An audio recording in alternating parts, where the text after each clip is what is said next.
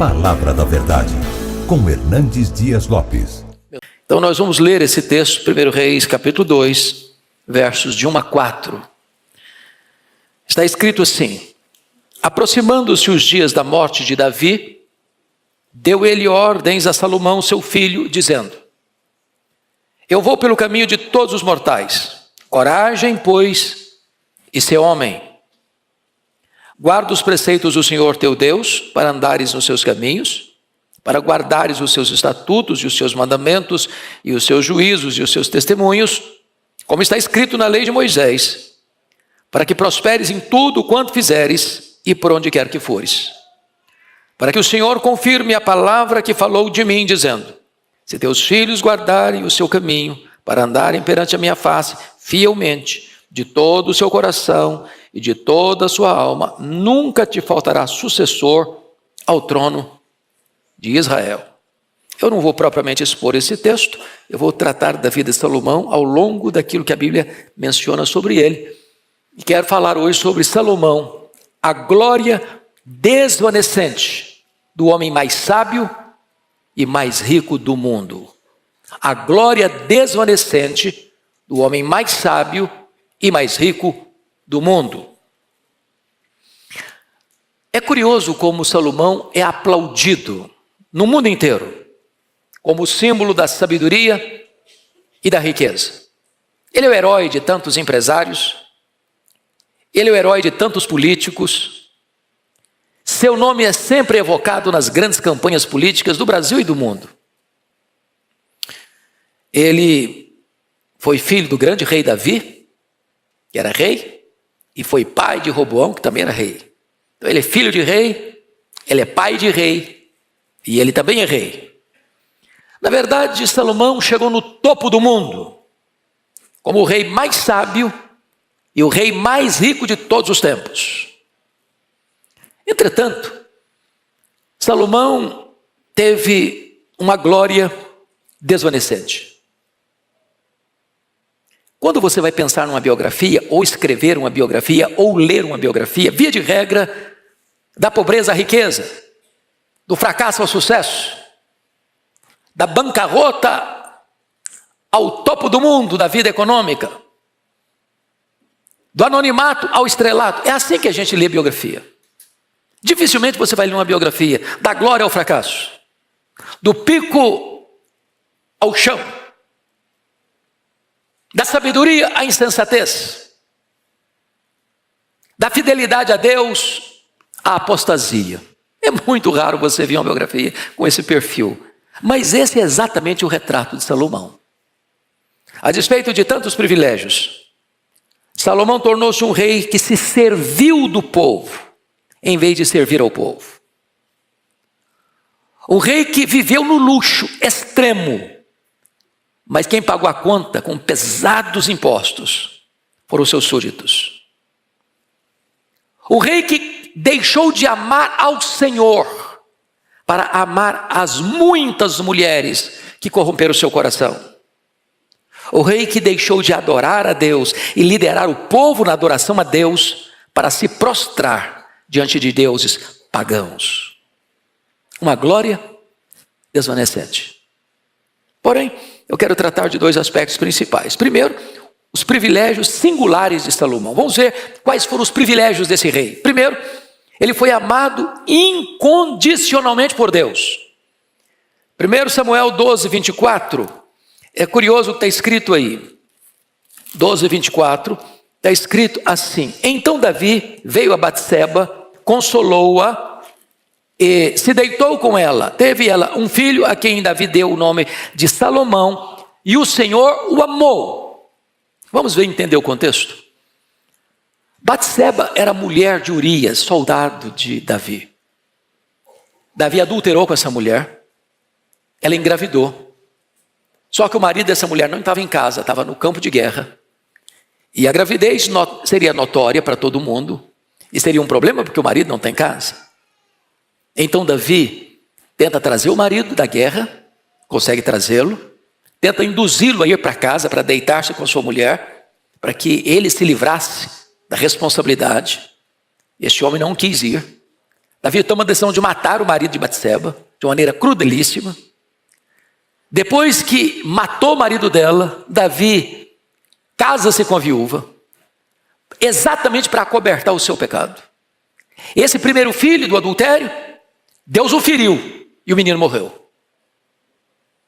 Agora, Davi tenta consolar a Batseba, ela engravida de novo, dá à luz a Salomão.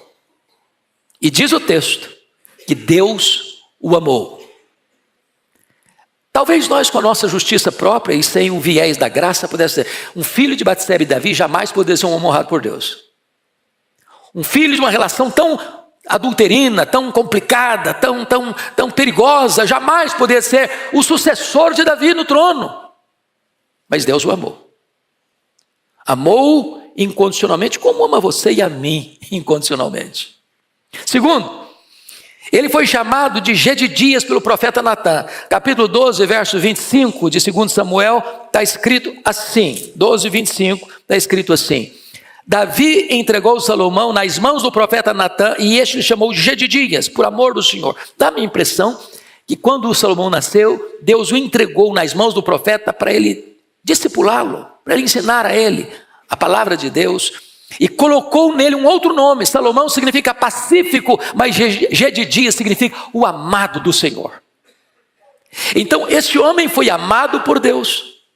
Esse homem recebeu um nome que significa o amado de Deus. Esse homem recebe o nome Salomão, um homem pacífico. Que privilégio o nome dele carregar um legado tão precioso. Terceiro, ele foi escolhido por Davi, seu pai, como seu sucessor, quando Davi tinha muitos outros filhos, inclusive mais velhos do que ele, que pela lógica e pela tradição seriam herdeiros legítimos do trono.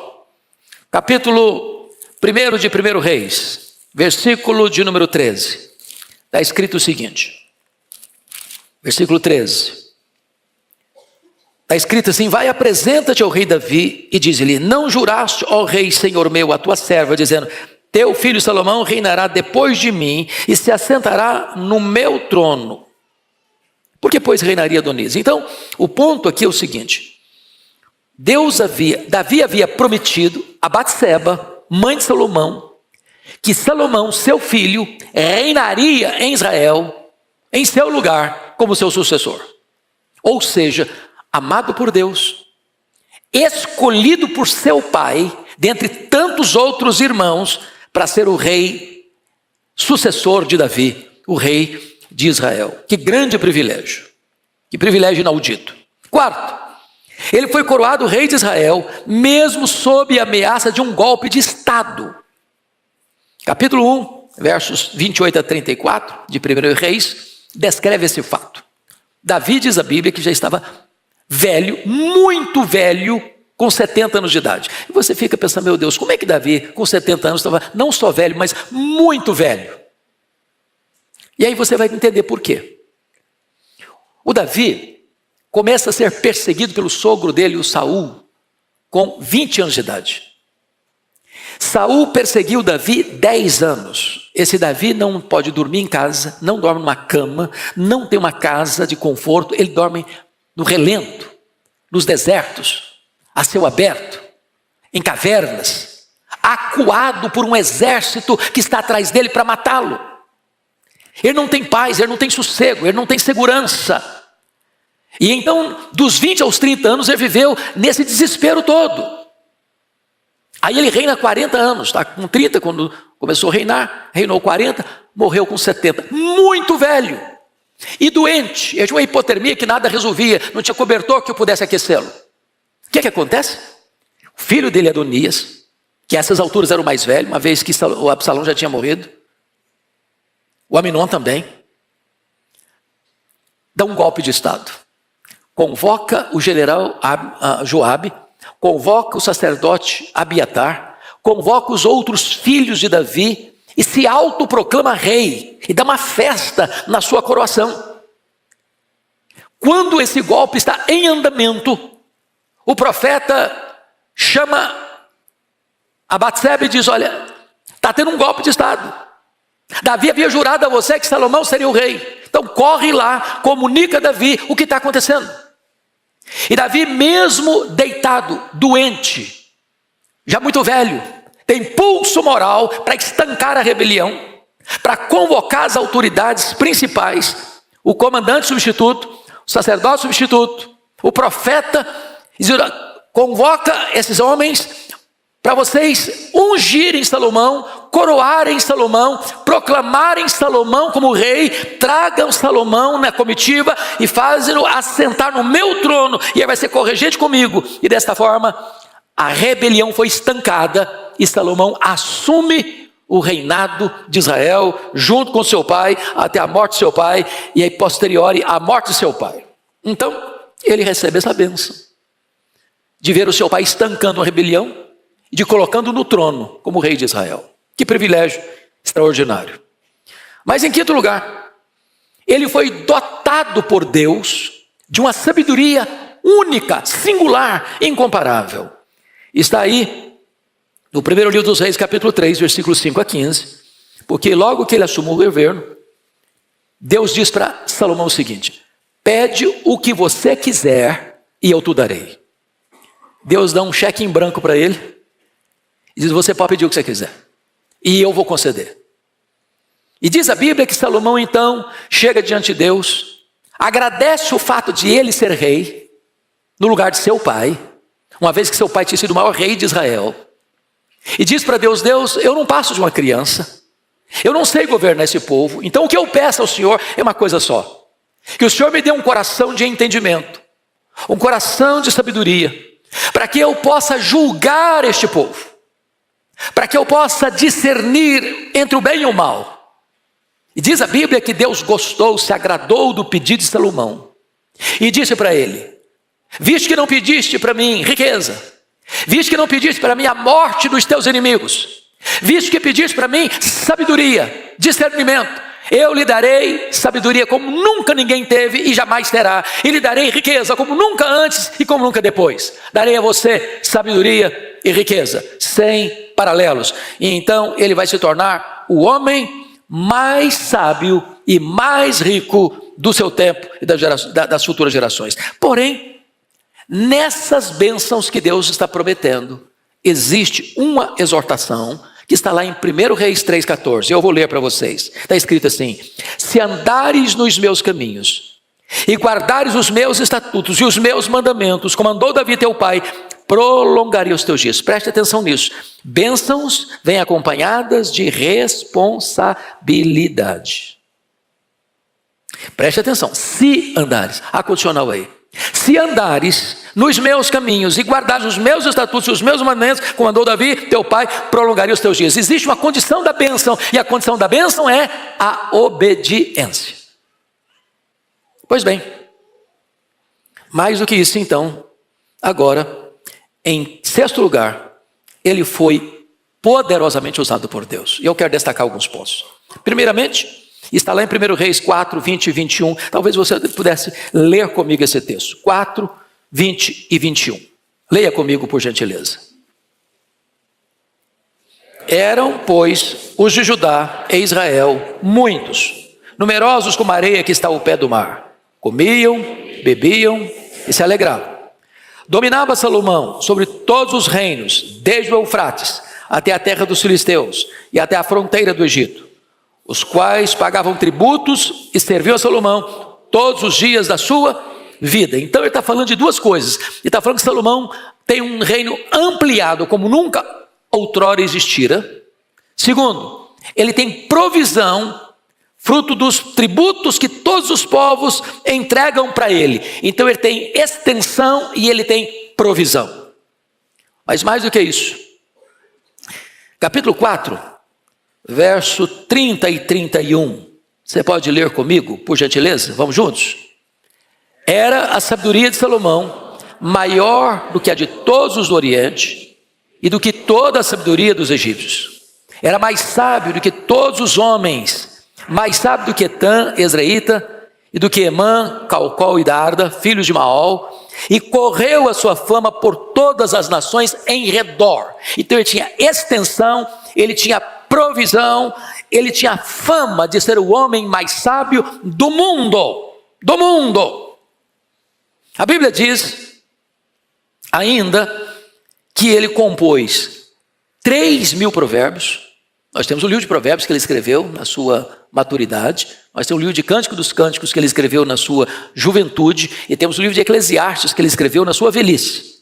Mas além do que está na Bíblia como texto inspirado, ele escreveu 3.000 provérbios. Ele escreveu 1.005 hinos.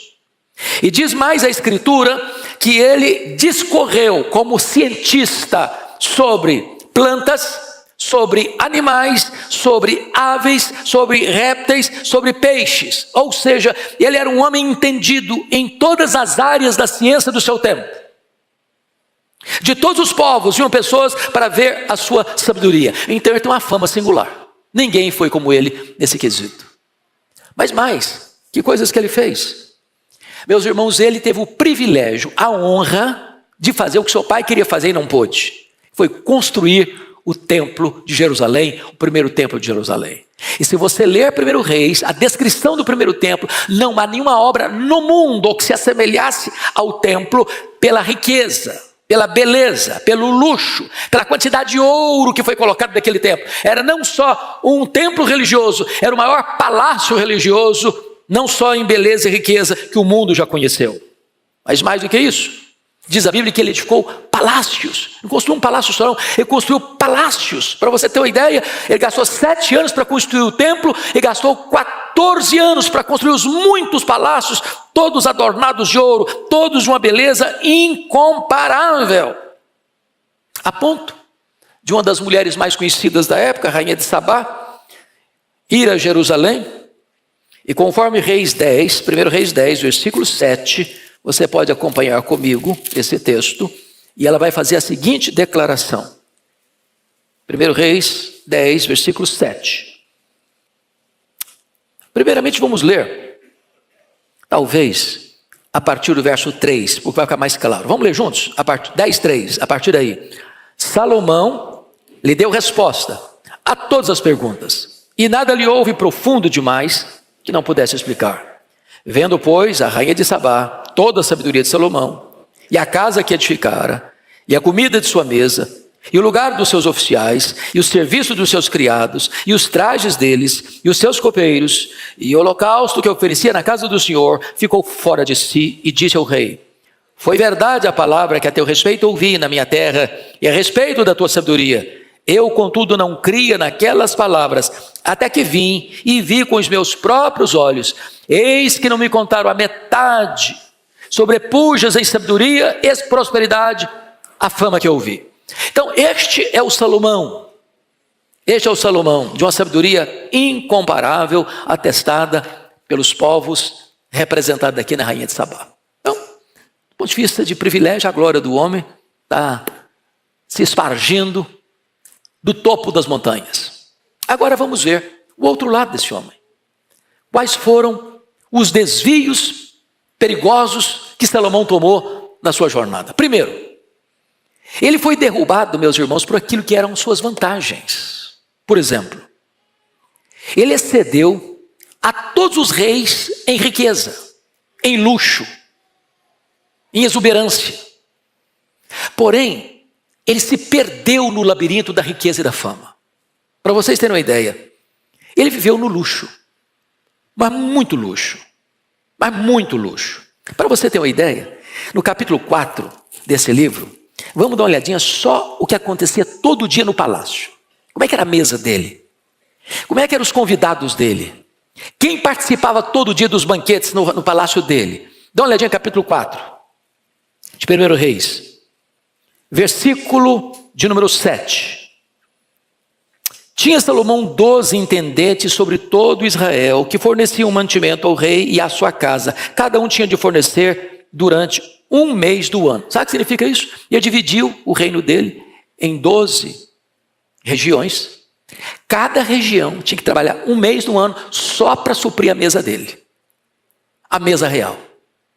Ou seja, tem aquele ditado que não tem almoço de graça? Se alguém está almoçando de graça, alguém está pagando o dobro. Não é verdade? Então, para que o rei tivesse tanto luxo, quem está pagando a conta?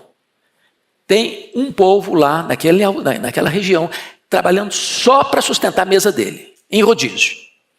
Mas se você olhar, versículo 22, esse capítulo 4 ainda, veja você quanto se consumia todo dia na mesa dele. Leia comigo aí, por gentileza, versos 22 e 23. Vamos juntos.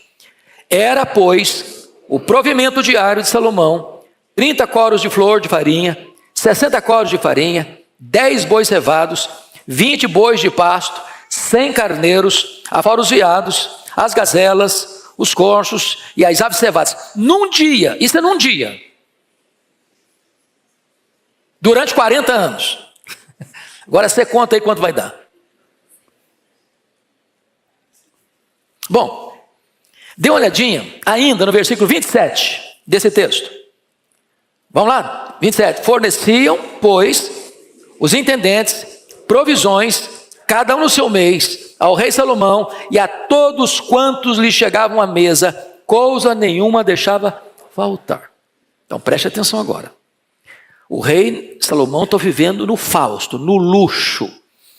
Jesus chega a falar das roupas dele. Dizendo, nem Salomão em toda a sua glória se vestiu como os lírios. Então significa que o camarada se vestia de uma maneira muito pomposa. O trono dele, que era feito de várias escadas e degraus, tudo de ouro, tudo de ouro.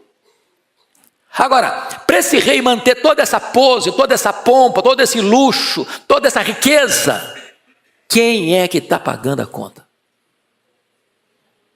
Então vamos dar uma olhadinha? Vamos dar uma olhadinha?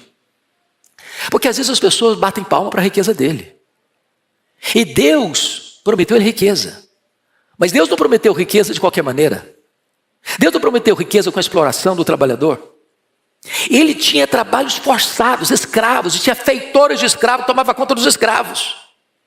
E Deus o puniu porque o cidadão que tomou o reino dele era um dos feitores de escravos, chamado Jeroboão. Então dê uma olhadinha lá, 1 Reis capítulo 12, para vocês perceberem o que aconteceu logo que ele morreu. Capítulo 12. Leiam comigo versos 1 a 3, por gentileza. Vamos juntos? Foi Roboão a Siquém, porque todo Israel se reuniu lá para o fazer rei.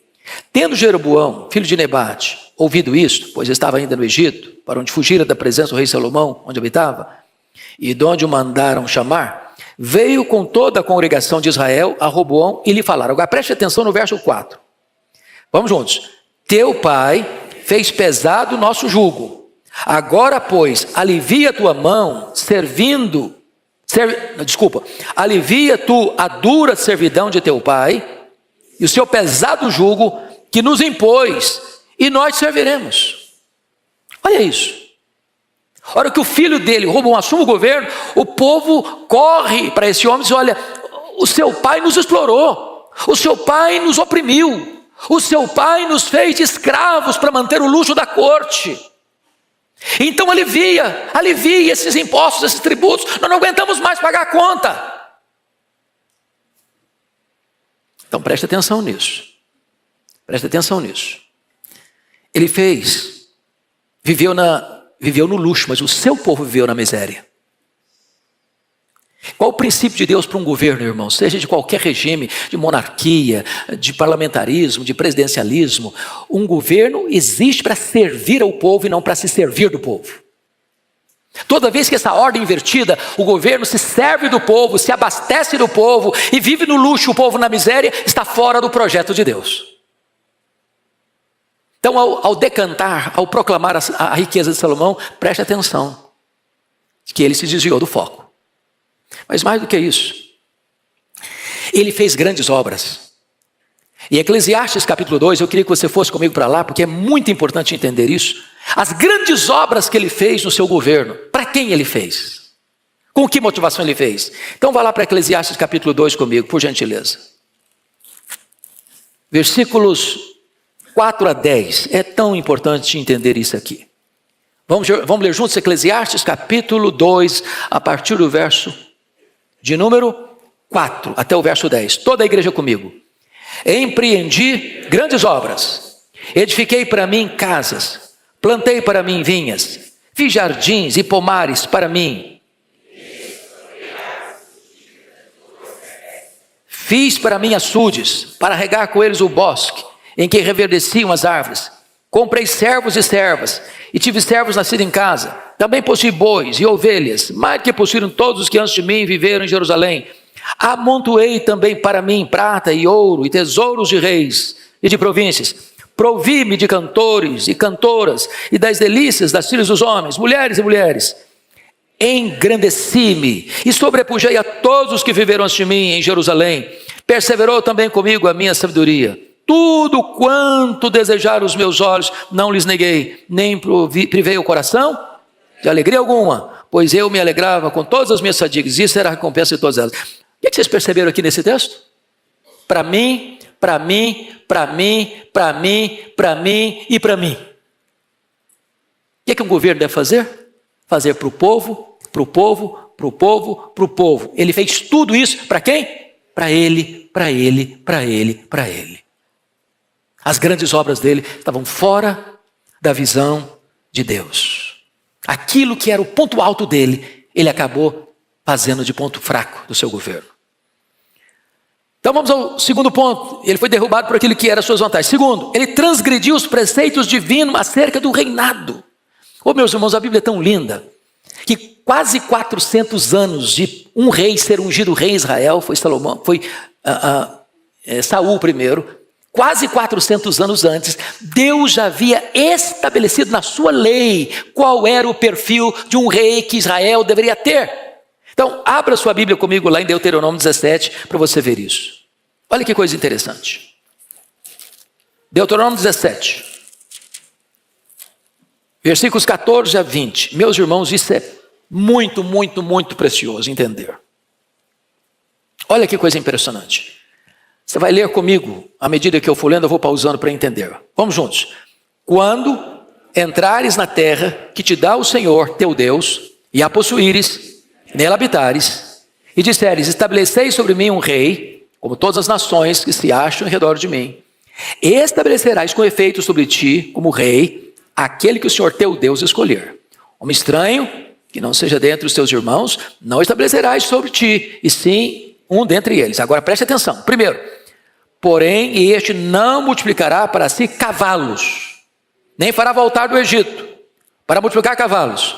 Pois o Senhor vos disse, nunca mais voltareis por este caminho. Para aqui. Salomão obedeceu esse princípio? Não. Como é que você sabe disso? Está escrito, Salomão tinha 40 mil cavalos em estrebarias para os seus carros e 12 mil cavalarianos. 1 Reis 10, 26. Está escrito, também ajuntou Salomão carros e cavaleiros, tinha 1.400 carros, 12 mil cavalarianos. 1 Reis 10, 28 e 29.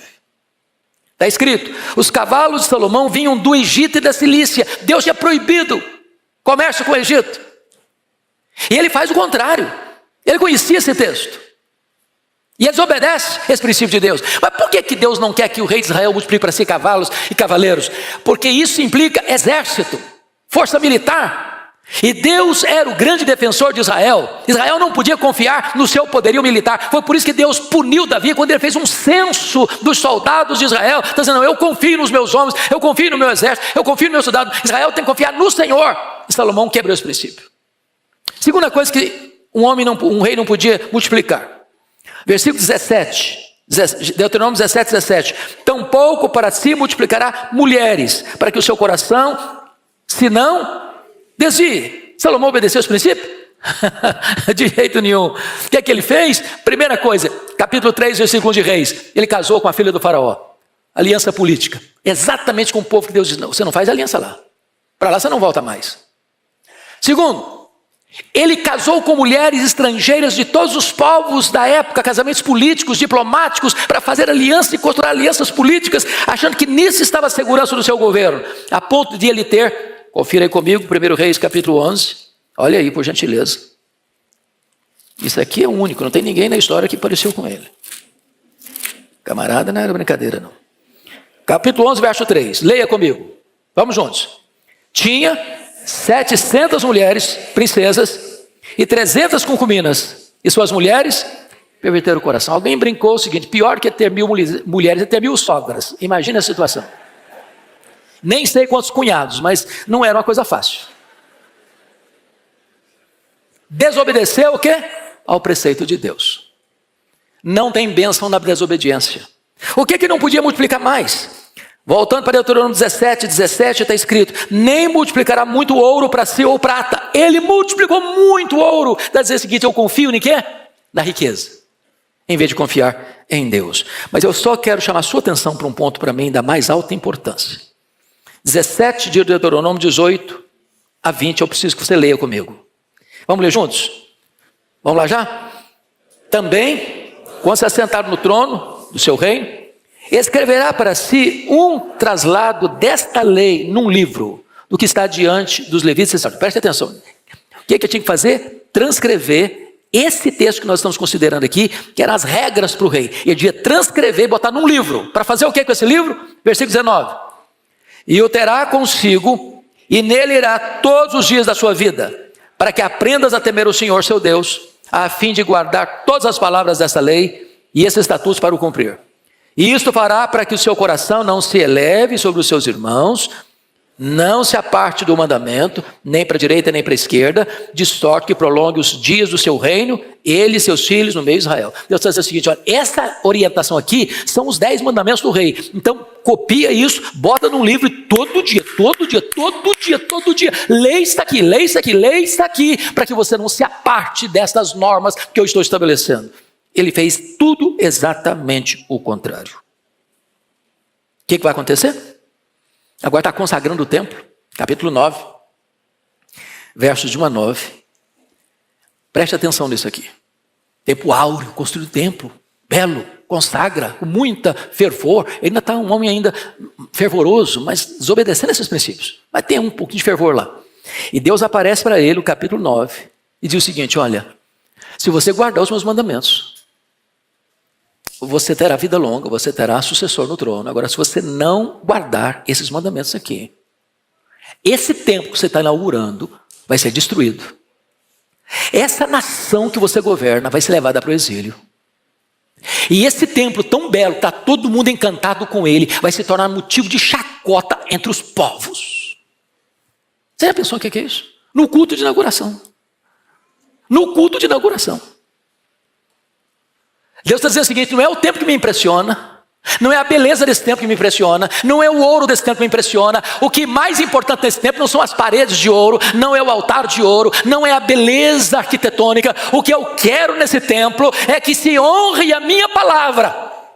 Porque no dia que minha palavra for desobedecida nesta casa, essa casa não mais existirá, essa casa vai ser destruída, e o povo que se reúne nessa casa vai ser levado embora, cativo para as outras nações. Essa foi a segunda exortação dele, que ele recebeu da parte de Deus. Mas o que vai acontecer com Salomão? Ele vai fazendo concessões, na medida que o tempo vai passando. E, irmãos, preste atenção aqui, porque às vezes a gente pensa assim: velhice é sinônimo de quê? Maturidade, sabedoria. Salomão foi exatamente o contrário. Velhice para ele foi sinônimo de quê? Tolice. Decisão errada. Concessões que não podia fazer. Primeira coisa que ele fez, capítulo 11, versículo 4, está escrito o seguinte: eu preciso que você leia comigo, em voz bem alta e bonita. Vamos juntos. Sendo já velho, suas mulheres lhe perverteram o coração para seguir outros deuses. E o seu coração não era de todo fiel para com o Senhor seu Deus, como fora o de Davi, seu pai. Então preste atenção que, sendo já velho, ou seja, foi fazendo concessões. Na medida que os anos passavam, ele ia se tornando mais flácido nas suas posturas morais, e a coisa foi degringolando. Segunda coisa que aconteceu: Salomão seguiu a deuses pagãos. Versículo 6. Versículos 5 e 6. Leia comigo, por favor. 11, 5 e 6. Salomão seguiu Astarote, deusa dos Sidônios, e a Milcom, a abominação dos Amonitas. Assim fez Salomão o que era mal perante o Senhor, e não perseverou em seguir ao Senhor como Davi seu pai. Parece muito esquisito isso. Você já pensou o que é isso? Ele se casou com mulheres estrangeiras. Essas mulheres tinham seus deuses, seus cultos, suas liturgias. E ele chegou a um ponto, diz o texto aí, que ele não mais obedeceu a Deus. Não perseverou em seguir o Senhor. Ele seguiu Astarote. Ele seguiu a Milcom. Deuses pagãos, um homem de Deus, um rei piedoso. Mas mais do que isso, olha comigo o versículo 7, leia o 7 comigo. Nesse tempo, edificou Salomão um santuário a Camus, abominação de Moabe, sobre o monte fronteiriço de Jerusalém, e a Moloque, abominação de Amon, a abominação dos filhos de Amon. O que significa isso? Construir um templo para esses deuses pagãos de fronte, fronteiriço ao templo. Quando você vai para Jerusalém, você vê o templo onde está a mesquita de Omar hoje. Qual é o templo, o lugar de fronte? É o Monte das Oliveiras. Em frente ao templo, ele constrói templos pagãos.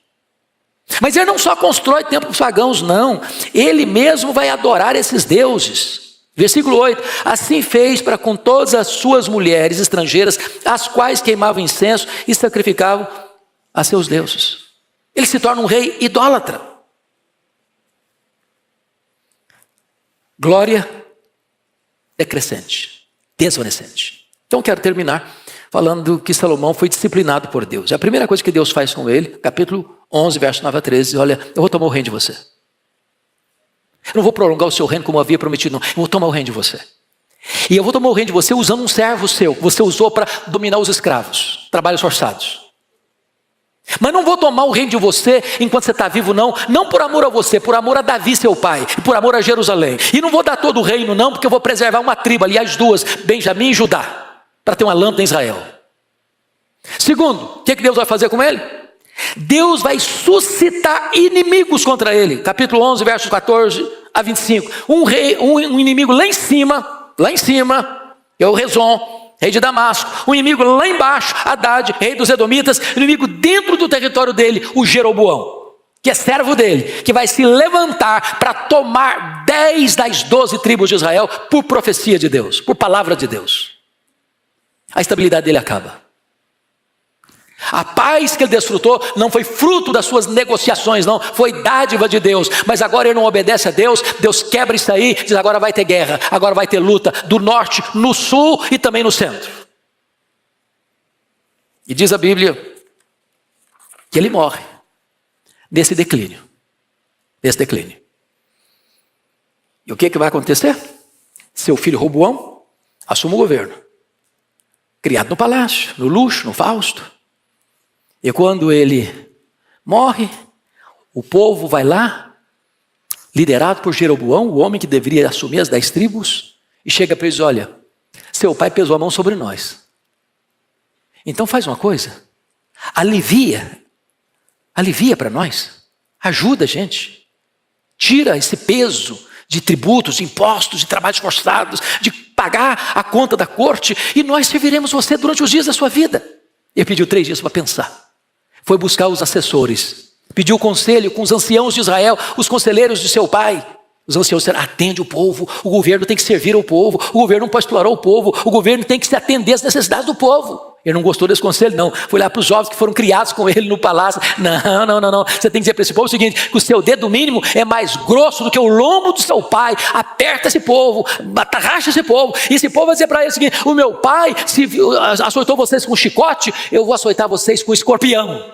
E escorpião era um chicote de couro que tinha ponta de osso lá na ponta. Quando batia, arrancava a carne do povo. Eu vou atormentar vocês, eu vou assolar vocês. E diz a Bíblia então, que essas 10 tribos do norte rompem com a dinastia davídica. Não seguem mais. E colocam Jeroboão, esse servo de Salomão, como rei sobre eles. E diz a Bíblia que nunca houve mais um tempo de paz entre esses 2 reinos. Mas pior,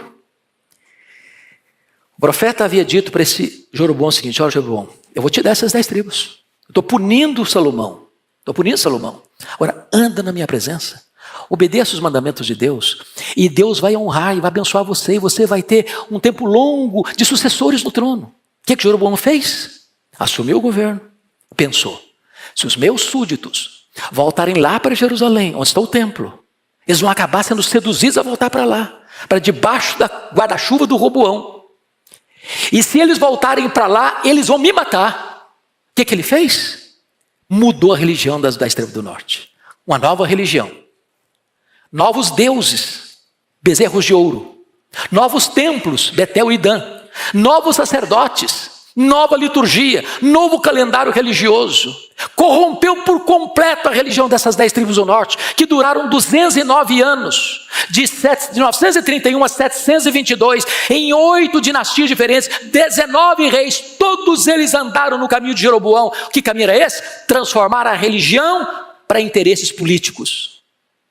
E essas 10 tribos se apostataram sem nunca voltar para Deus, até serem levadas cativas pela Síria. Preste atenção. A divisão do reino de Israel e a tragédia das 10 tribos nasceu dentro da casa de Salomão. A casa de Salomão. A ruína de Israel nasceu dentro da casa de Salomão.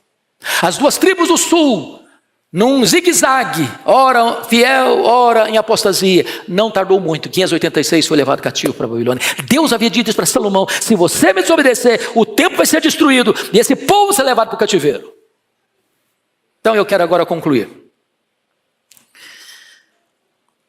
fazendo breves aplicações. Primeiro, Salomão transformou riqueza em luxo extravagante, às custas de um povo esfolado por tributos pesados. O governo não deve servir-se do povo, deve servir ao povo. Segundo, Salomão transformou sabedoria em loucura ao trocar o Senhor por falsos deuses. Terceiro, Salomão abandonou a casa de Deus, que ele mesmo construiu, para edificar capelas a deuses pagãos. Quarto, Salomão abandonou o culto verdadeiro para se render a cultos de idolatria. Quinto, Salomão deixou de amar ao Senhor para amar muitas mulheres que corromperam o seu coração. Sexto, Salomão, depois de chegar ao ponto mais alto do reinado de Israel, destruiu tudo com as suas próprias mãos. Então agora breves aplicações. Primeiro, terminar bem é mais importante do que começar bem. Segundo, as vitórias do passado não são garantias de vitória hoje. Terceiro, privilégios implicam em responsabilidade. Quarto, não basta ter bons propósitos, é preciso vigiar o coração todo dia. Quinto, as advertências de Deus visam nos proteger. Se as observarmos, seremos bem-aventurados.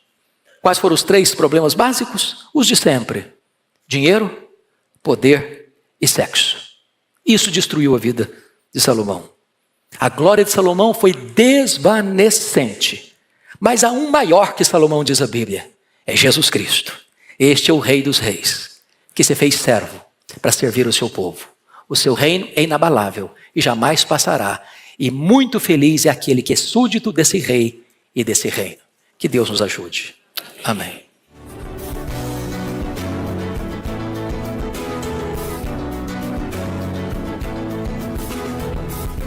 Palavra da Verdade, com Hernandes Dias Lopes.